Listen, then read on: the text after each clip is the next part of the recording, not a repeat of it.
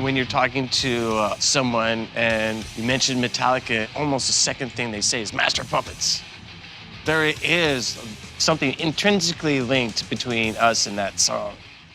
I don't use this word often when I talk about anything Metallica, the word hit, but it's basically the #1 fan favorite, definitive Metallica song. Since that came out in '86. It's got everything in it. It's got picking, it's got dual solo, it's got a cool tom breakdown part. And you know, it's weird because ever since the creation of that song, you know, like 30 years after the fact, whatever it is, it never really feels like we've ever really fully conquered that song. It's a wild pony sometimes.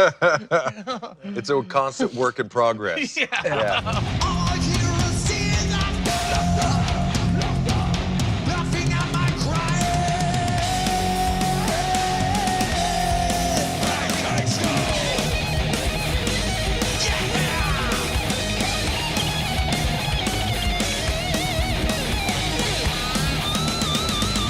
And obviously, the older we get, the down picking, which has been really a big part of our sound. If we can down pick it, we will, any riff, because it somehow sounds better. Yeah, more percussive. Yeah, more percussive. And, you know, instead of doing this, da-da-da-da-da, we're going bop-bop-bop-bop-bop. And there's something about stopping the string and starting it again that gives it a real percussive sound.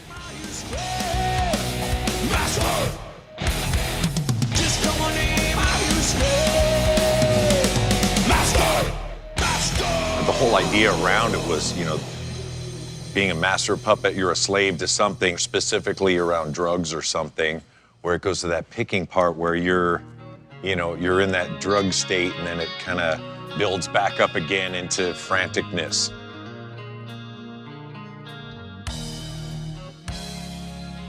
Go from craziness to whoop, you know, just all of a sudden you come in, you know, almost kind of Pink Floyd-y or something, where it feels like it's a whole nother song, but it's attached to this feel. Then you get back, you circle back around to obviously the verses and some other stuff like that.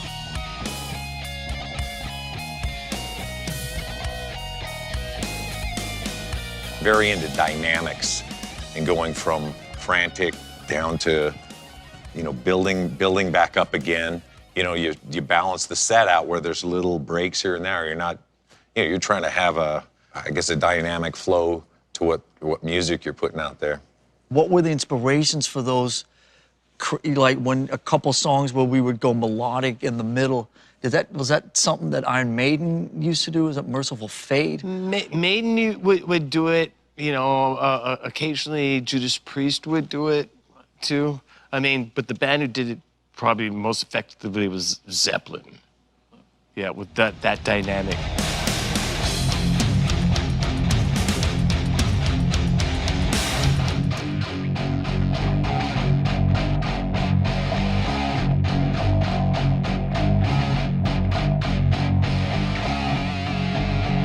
This incredible riff is one of the feels that brings us out of the melodic middle bit, the dream state.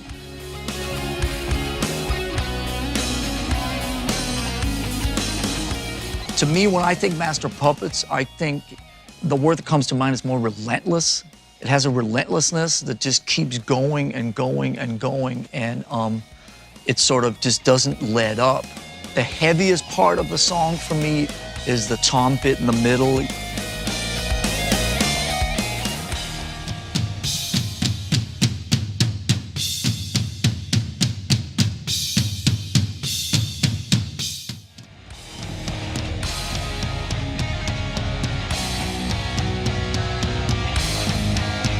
I always relate this stuff to boxing because it's like, you know, you're hitting the speed bag, you know what I mean? You know what I mean? And all of a sudden you're hitting the heavy bag where Lars starts getting on the toms and he's building, you know.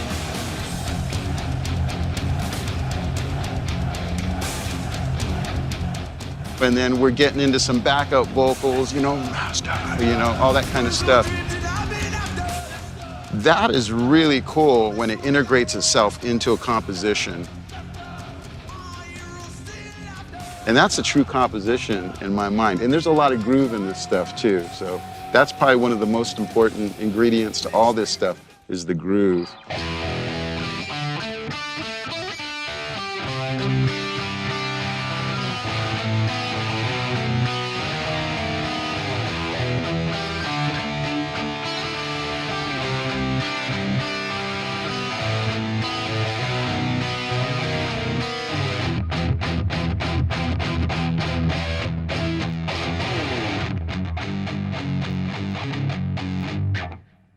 Heaviness.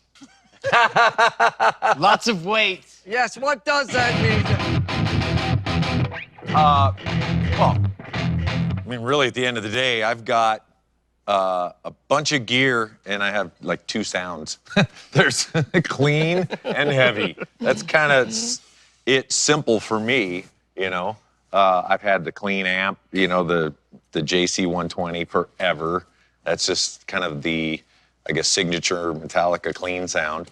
And heavy is, yeah, you're going, he hits a button and it goes heavy. That's what happens. The ultimate sound is wanting to sound like a distorted drum, you know? So that's heavy, you know? But I get to put notes in it, you know? So that's the heavy sound. Also, heavy is a guitar sound that's distorted, that has a lot of impact, percussion. When you hit a note, it should feel like being punched. You know, when you hit a chord, those notes should sing together in distortion and feel like, you know, a riot. You know, it's just heaviness is also an attitude too, though. I mean, we can play heavy parts without like that guitar sound that I just described. It's also an attitude of just like really just like aggressive, you know, dark, unrelenting, energetic, no escape. Here it is.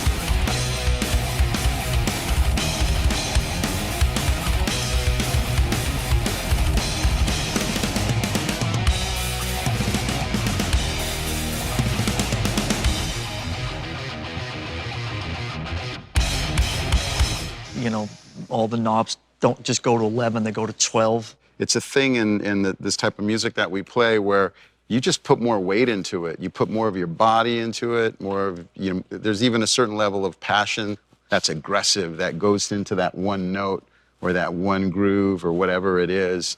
You sync with the drums, you get in there with the kick, and it's also an experience. So all that weight and all that energy turns into this kind of wild ride that you go on as a band. When you get into that zone, you start headbanging and the crowd's reacting to it. It's a very powerful experience. And sonically, that sound, if I have a good, heavy, percussive guitar sound, writing riffs just happens. The sound moves you to play certain ways, and then, you know, it's kind of easier to write songs. You know, you're not sitting down, you know, writing hardwired on an acoustic guitar. You're just not doing that, you know. The sound helps you get where you want to go. I got a question. So in terms of influences on heavy, who are both of your influences on heavy? Guitar players? You know, it's come on. It's always the same guys, you know. So for me, it was like Jimi Hendrix, but then it was like Ritchie Blackmore, you know, Jimmy Page, Jeff Beck, you know, all those type of guitar players, and you know, Tony Iommi, Eddie Van Halen, Michael Schenker, you know, those kind of guys. Really impactful playing.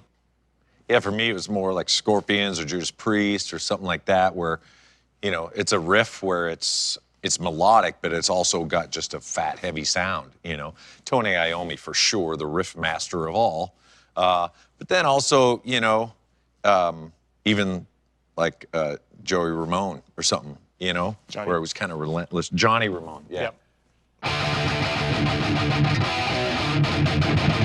You know, just down picking. Yep.